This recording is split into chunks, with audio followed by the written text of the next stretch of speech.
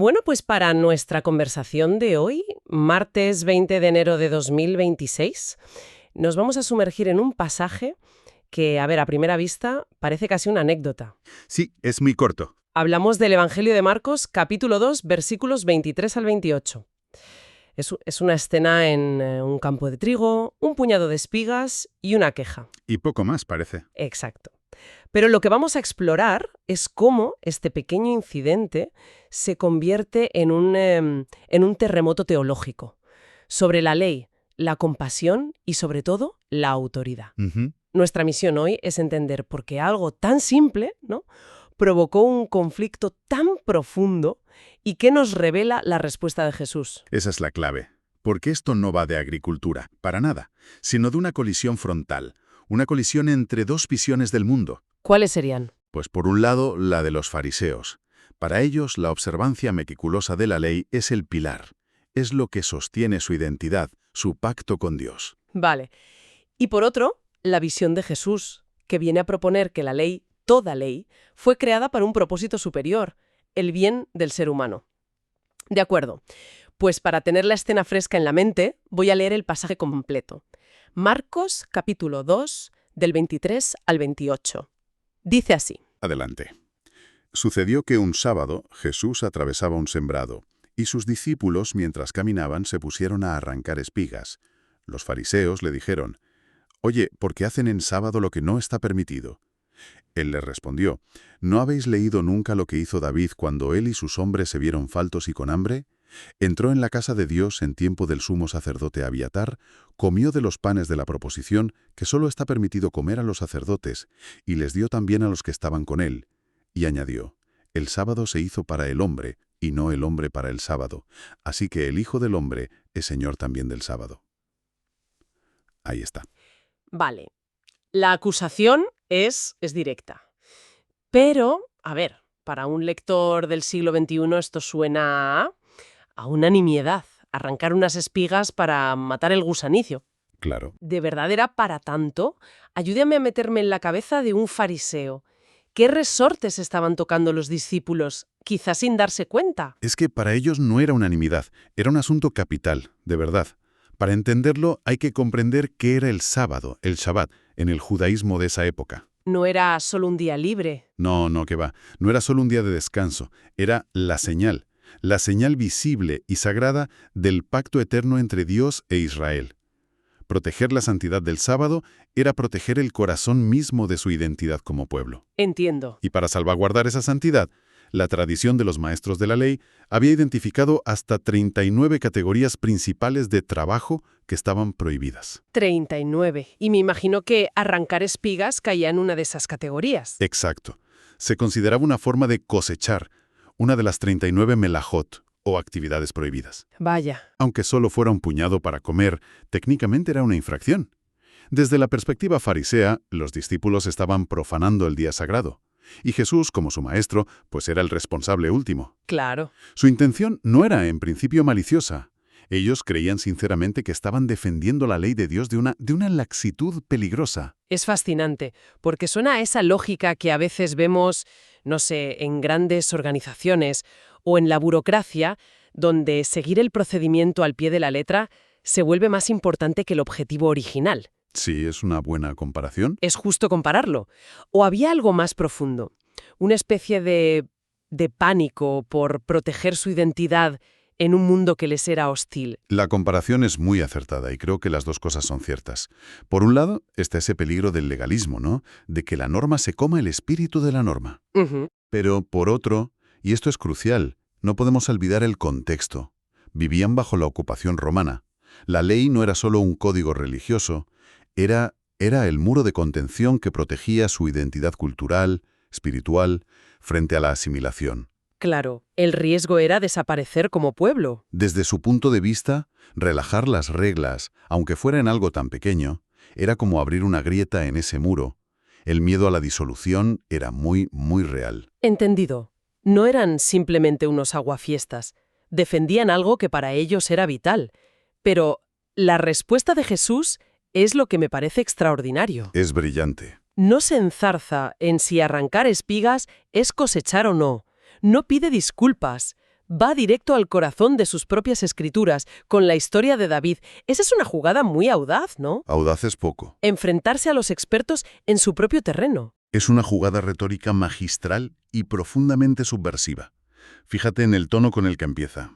No habéis leído nunca. Eso es. Esto dirigido a los maestros de la ley de Israel es dinamita pura. Es como preguntarle a un catedrático de literatura si le suena un tal Cervantes.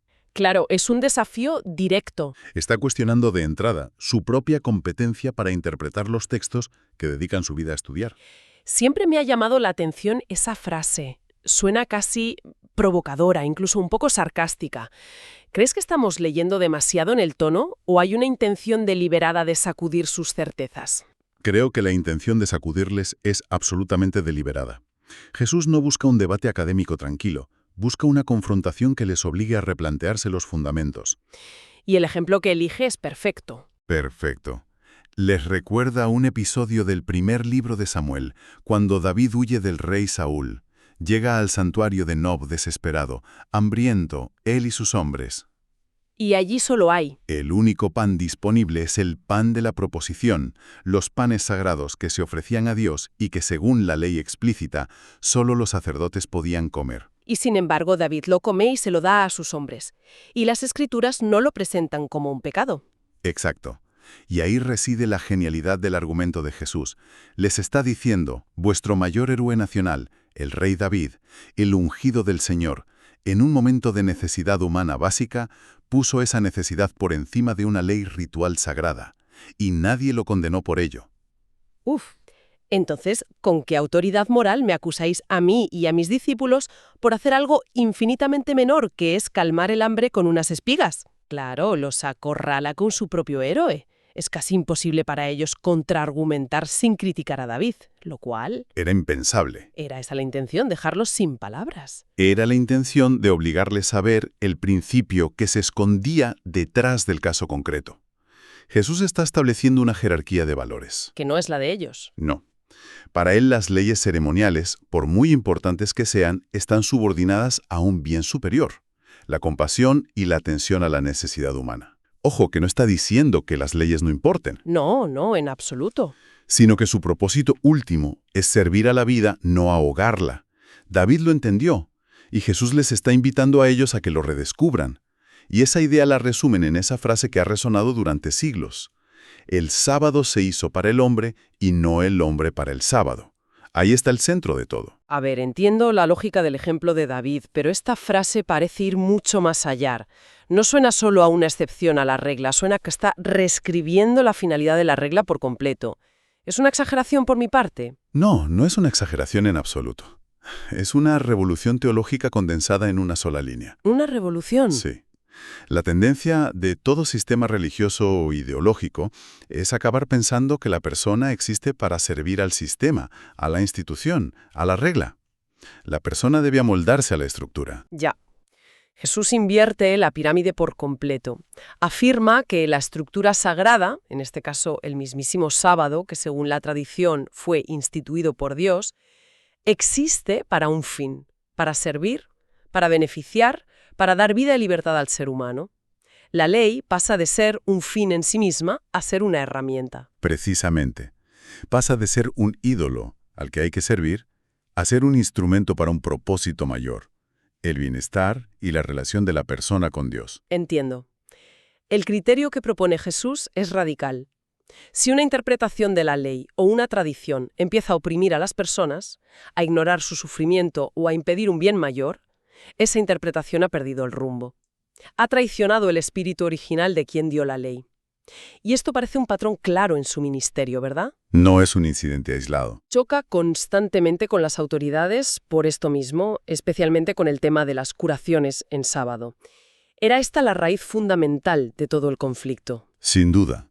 La controversia sobre el sábado es central en los evangelios, porque encapsula el conflicto principal. Cada vez que Jesús sana a alguien en sábado, está haciendo una declaración de principios. ¿Cuál? Que la restauración de una persona, el alivio de su sufrimiento, tiene prioridad sobre el descanso ritual. No vino a abolir la ley como le acusaban, sino a llevarla a su plenitud, a llenarla de su significado original de amor y misericordia. A rescatarla casi. Sí, a rescatarla de una interpretación que la había convertido en una jaula, para devolverle su propósito de ser un camino hacia la vida. Y justo cuando parece que el debate ha llegado a su punto más alto sobre la interpretación de la ley, Jesús suelta la verdadera bomba. La frase final. Así que el Hijo del Hombre es Señor también del sábado. Esto ya no es la conclusión de un argumento legal, es otra cosa. Es una declaración de identidad. Totalmente. ¿Qué significa exactamente reclamar ser Señor del sábado? Aquí es donde la discusión trasciende la ética y la teología para convertirse en cristología, en una pregunta sobre quién es Jesús.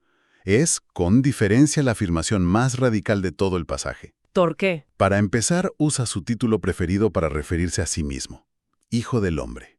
Es un título complejo que viene del libro de Daniel, que puede sonar simplemente como ser humano, pero que en su contexto original se refiere a una figura celestial, casi divina, una figura que recibe poder. Recibe de Dios el dominio y el poder sobre todas las cosas. O sea que ya el título en sí mismo es ambiguo, pero está cargado de un potencial divino enorme. Y en este contexto lo usa de la forma más potente imaginable. Pensemos un momento. Según el Génesis, ¿quién instituyó el sábado? ¿Dios? Dios, en el séptimo día de la creación.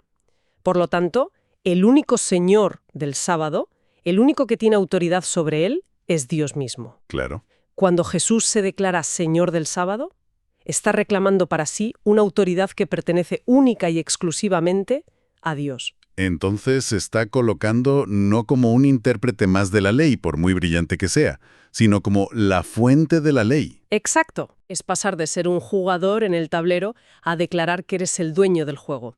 Ahora entiendo perfectamente por qué esto era tan inasumible para sus oponentes. Exacto. Ya no es un rabino ofreciendo una interpretación alternativa. Es alguien que se atribuye la autoridad para definir el propósito mismo del sábado. Es como si el autor de una novela apareciera de repente en un club de lectura y dijera, disculpen, pero han entendido mal al personaje, lo escribí yo y les aseguro que su motivación es otra. Vaya ejemplo. Con esta frase, Jesús hace una declaración implícita, pero inequívoca, para un oyente judío del siglo I, de su propia divinidad. Y esto explica por qué, a partir de aquí, el conflicto no hizo más que escalar. Claro. La disputa ya no era por unas espigas. Se había convertido en una amenaza directa a toda la estructura de la autoridad religiosa. Por supuesto, desde el punto de vista de ellos, esto era una blasfemia en toda regla. Un hombre, un artesano de una aldea de Galilea, estaba reclamando la prerrogativa de Dios. Este momento en el campo de trigo es un punto de no retorno. El conflicto cambia de naturaleza. Deja de ser sobre cómo cumplir la ley para convertirse en una lucha sobre quién tiene la autoridad última para hablar en nombre de Dios. Y la respuesta implícita de Jesús es, yo la tengo. Entonces, recapitulando el viaje que hemos hecho, empezamos con una acción aparentemente trivial, arrancar unas espigas. Y hemos visto cómo se convierte en el escenario de un debate teológico de primer orden. Hemos analizado cómo Jesús, en lugar de defenderse, utiliza las propias escrituras de sus oponentes para establecer un principio revolucionario. Que es que la ley debe servir a la vida y a la compasión, no al revés. Y hemos visto cómo esa discusión culmina en esa asombrosa declaración de identidad. Al proclamarse Señor del sábado, Jesús no solo reclama la autoridad para interpretar la ley, sino que se identifica con el autor de la ley. Es un momento crucial. Crucial, sí. Redefine su misión y sienta las bases para el enfrentamiento final con las estructuras de poder de su tiempo. Realmente este texto nos obliga a mirar más allá de la letra de nuestras propias normas y tradiciones. Totalmente. Nos invita a preguntarnos constantemente por el ¿por qué? ¿Qué hay detrás del qué? Nos desafía a examinar si nuestras reglas, ya sean religiosas, institucionales o personales, están realmente al servicio de la vida, de la libertad, del bien de las personas. Como Jesús pretendía. Exacto. O si con el tiempo se han convertido en fines en sí mismas. Y eso nos deja con una reflexión final para quien nos escucha. Este pasaje nos obliga a preguntarnos por los sábados de nuestra propia vida. Esas reglas, esas normas o tradiciones, ya sean religiosas, culturales, personales, que seguimos a veces de forma rígida. ¿En qué momento una regla deja de proteger un valor importante para convertirse en un obstáculo que nos impide actuar con compasión o hacer el bien a una persona concreta? Y quizá la pregunta más importante, ¿quién o qué tiene la autoridad en nuestra vida para discernir esa diferencia.